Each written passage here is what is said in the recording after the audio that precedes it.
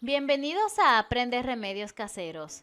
Hoy tenemos tayota o chayota con limón para adelgazar, bajar el colesterol. Además, elimina la retención de líquidos.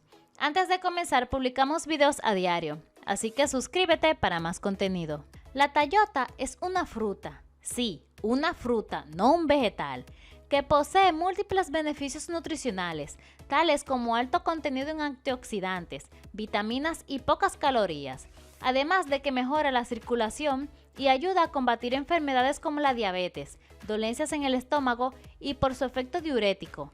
También evita la retención de orina, así lo expresa el nutricionista Pedro García. Esta fruta es rica en vitamina A, B y C.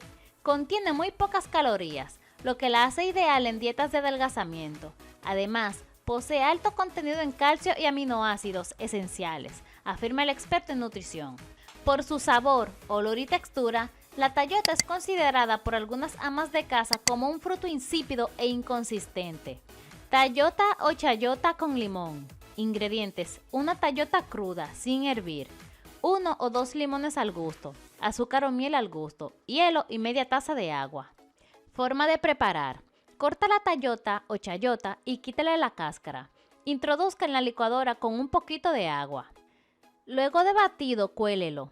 Después de colarlo, eche el limón y el hielo al gusto. Ustedes verán el cielo con este jugo. ¿Estás de acuerdo con el remedio? Mire estos otros videos de Aprende Remedios Caseros. No olvides activar la campanita y suscribirte para nuevo contenido diario.